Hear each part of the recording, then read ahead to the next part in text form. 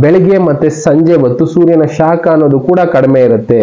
ಸೂರ್ಯನ ಬೆಳಕು ಮನುಷ್ಯನ ದೇಹದ ಮೇಲೆ ಬಿದ್ದಷ್ಟು ನರವ್ಯೂಹ ಅನ್ನೋದು ಆಕ್ಟಿವೇಶನ್ ಜಾಸ್ತಿ ಆಗುತ್ತೆ, ನ್ಯೂರಲ್ ಸಿಸ್ಟಮ್ ಅನ್ನೋದು ಚೆನ್ನಾಗಿ ವರ್ಕ್ ಆಗುತ್ತೆ.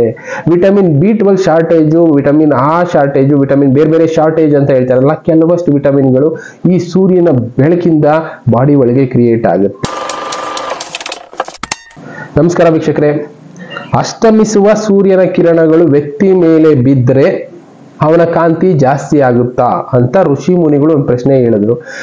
ಅದಕ್ಕೆ ಸೈಂಟಿಸ್ಟ್ಗಳು ಹೌದು ಅಂತ ಒಪ್ಕೊಂಡಿದ್ದಾರೆ. ಋಷಿ ಮುನಿಗಳು ಆಮೇಲೆ ಹೇಳ್ತಾರೆ, ಹೌದು, ಅಸ್ತಮಿಸೋ ಸೂರ್ಯ ಅಷ್ಟೇ ಅಲ್ಲ, ಉದಯಿಸೋ ಸೂರ್ಯನಿಂದ ಕೂಡ ಮನುಷ್ಯನ ಕಾಂತಿ ಅನ್ನೋದು ಇಂಪ್ರೂವ್ ಆಗ್ತಾ ಹೋಗುತ್ತೆ. ಕಾರಣ ಇಷ್ಟೇ, ಕೆಲವಷ್ಟು ಸೂರ್ಯನ ಕಿರಣಗಳಿಂದ ವಿಟಮಿನ್ಸ್ ದೇಹಕ್ಕೆ ಸಿಗುತ್ತೆ, ಚರ್ಮದ ಕಾಯಿಲೆಗಳು ಅನ್ನೋದು ಕಡಿಮೆ ಆಗುತ್ತೆ, ಚರ್ಮ ಕಾಂತಿ ಅನ್ನೋದು ಹೆಚ್ಚಾಗ್ತಾ ಹೋಗುತ್ತೆ. ಅದಕ್ಕೋಸ್ಕರ ಬೆಳಗ್ಗೆ ಹೊತ್ತು ಸೂರ್ಯ ಹುಟ್ಟೋ ಸಮಯದಲ್ಲಿ ಯೋಗ, ಧ್ಯಾನ ಇಂಥದ್ದನ್ನೆಲ್ಲ ಸೂರ್ಯನ ಬೆಳಕಿನಲ್ಲಿ ಮಾಡಿ ಅಂತ ಹೇಳ್ತಾರೆ. ಕಾರಣ ಸೂರ್ಯನ ಬೆಳಕು ದೇಹಕ್ಕೆ ಎಷ್ಟು ಬೀಳುತ್ತೋ ಅಷ್ಟು ದೇಹ ಆರೋಗ್ಯಕರವಾಗಿರುತ್ತೆ. ಅದಕ್ಕೋಸ್ಕರ ಬೆಳಗ್ಗೆ ಹೊತ್ತು ಯೋಗ ಮಾಡಿ, ಅದರಲ್ಲೂ ಸಂಜೆ ಹೊತ್ತು ಕೂಡ ಈ ಸ್ವಚ್ಛ ಪರಿಸರದಲ್ಲಿ ಓಡಾಡೋದ್ರಿಂದ ಸೂರ್ಯ ಅಸ್ತಮಿಸುವ ಸಮಯದಲ್ಲಿ ಸೂರ್ಯನ ಕಿರಣಗಳಿಂದ ಯಾವುದೇ ರೀತಿ ತೊಂದರೆಗಳು ಅನ್ನೋದು ಮನುಷ್ಯನಿಗೆ ಬೀಳೋದಿಲ್ಲ. ಅದಕ್ಕೋಸ್ಕರ ಸೂರ್ಯ ಅಸ್ತಮಿಸುವ ಟೈಮಲ್ಲೂ ಕೂಡ ಸಂಜೆ ಹೊತ್ತು ಮಕ್ಕಳಿಗೆ ಪಾರ್ಕ್ ಕರ್ಕೊಂಡೋಗಿ ಆಟ ಆಡಿಸ್ತಾರೆ, ಇನ್ನು ಬೇರೆ ಬೇರೆ ಆಕ್ಟಿವಿಟಿನಲ್ಲಿ ಜನ ನಾರ್ಮಲ್ ಆಗಿ ಇದ್ದೇ ಇರ್ತಾರೆ. ಕಾರಣ ಇಷ್ಟೇ, ಬೆಳಗ್ಗೆ ಮತ್ತೆ ಸಂಜೆ ಹೊತ್ತು ಸೂರ್ಯನ ಶಾಖ ಅನ್ನೋದು ಕೂಡ ಕಡಿಮೆ ಇರುತ್ತೆ. ಸೂರ್ಯನ ಬೆಳಕು ಮನುಷ್ಯನ ದೇಹದ ಮೇಲೆ ಬಿದ್ದಷ್ಟು ನರವ್ಯೂಹ ಅನ್ನೋದು ಆಕ್ಟಿವೇಶನ್ ಜಾಸ್ತಿ ಆಗುತ್ತೆ, ನ್ಯೂರಲ್ ಸಿಸ್ಟಮ್ ಅನ್ನೋದು ಚೆನ್ನಾಗಿ ವರ್ಕ್ ಆಗುತ್ತೆ. ವಿಟಮಿನ್ B12 ಶಾರ್ಟೇಜು, ವಿಟಮಿನ್ ಆ ಶಾರ್ಟೇಜು, ವಿಟಮಿನ್ ಬೇರೆ ಬೇರೆ ಶಾರ್ಟೇಜ್ ಅಂತ ಹೇಳ್ತಾರಲ್ಲ, ಕೆಲವಷ್ಟು ವಿಟಮಿನ್ಗಳು ಈ ಸೂರ್ಯನ ಬೆಳಕಿಂದ ಬಾಡಿ ಒಳಗೆ ಕ್ರಿಯೇಟ್ ಆಗುತ್ತೆ. ಅದಕ್ಕೋಸ್ಕರನೇ ಎಲ್ಲರೂ ಹೇಳಿದ್ದು, ಋಷಿಮುನಿಗಳಾಗ್ಬೋದು, ಜ್ಞಾನಿಗಳಾಗ್ಬೋದು, ಇನ್ನು ಸೈಂಟಿಸ್ಟ್ಗಳಾಗ್ಬೋದು, ಹೇಳಿದ್ದಷ್ಟೇ, ಸೂರ್ಯನ ಬೆಳಕಿನಲ್ಲಿ ಕೆಲವಷ್ಟು ಸಮಯನ ಕಳೀರಿ, ದೇಹ ಆರೋಗ್ಯಕರವಾಗಿರುತ್ತೆ ಅಂತ. ಈಗ ಎಷ್ಟೋ ಜನ ಹೇಗ್ ಮಾಡ್ತಾ ಇರ್ತೀವಿ, ನೈಟ್ ಶಿಫ್ಟ್ ವರ್ಕ್ ಮಾಡ್ತಾ ಇರ್ತೀವಿ, ಬೇರೆ ಬೇರೆ ಕಡೆ ಕೆಲಸ ಮಾಡ್ತಾ ಇರ್ತೀವಲ್ಲ, ಫ್ಯಾಕ್ಟ್ರಿಗಳಲ್ಲಿ, ಕಂಪ್ನಿಗಳಲ್ಲಿ, ಅಲ್ಲೆಲ್ಲ ನೈಟ್ ಶಿಫ್ಟೇ ಜಾಸ್ತಿ ವರ್ಕ್ ಇರುತ್ತೆ.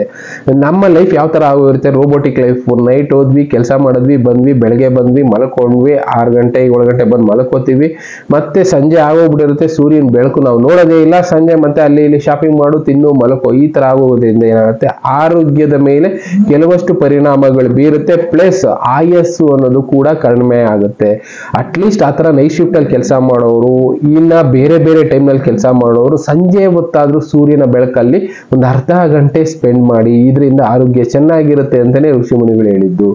ಬೆಳಗ್ಗೆ ಹೊತ್ತು ಸೂರ್ಯನ ಶಾಖದಲ್ಲಿ ಮಕ್ಕಳನ್ನ ತಗೊಂಡೋಗಿ ಇಟ್ಕೊಳ್ತಾರೆ. ಕಾರಣ ಬಂದು ಆ ಮಕ್ಕಳಿಗೆ ಎನರ್ಜಿ ಅನ್ನೋದು ಸೂರ್ಯನ ಬೆಳಕಿನಿಂದ ಸಿಗ್ತಾ ಇರುತ್ತೆ, ಕೆಲವಷ್ಟು ಆರ್ಗನ್ಗಳು ಬೇಗ ಬೆಳೆಯೋದಕ್ಕೆ ಅನುಕೂಲ ಆಗುತ್ತೆ. ಅದಕ್ಕೋಸ್ಕರನೇ ಸೂರ್ಯನ ಬೆಳಕು ಅನ್ನೋದು ತುಂಬಾ ಆರೋಗ್ಯಕರ.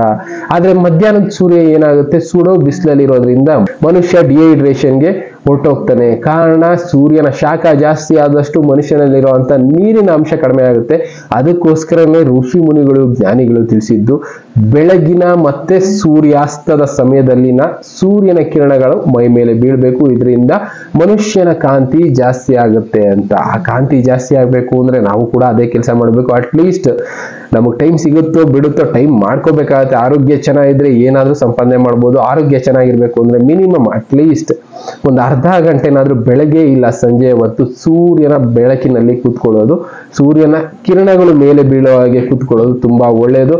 ಆದಷ್ಟು ಇಂಥ ಕೆಲಸಗಳನ್ನ ಮಾಡೋಣ, ಇದರಿಂದ ಆರೋಗ್ಯ ಚೆನ್ನಾಗಿಟ್ಕೊಳ್ಳೋಣ ಅಂತ ಹೇಳ್ತಾ ಥ್ಯಾಂಕ್ ಯು. ಮತ್ತೆ ಸಿಗೋಣ. Good by.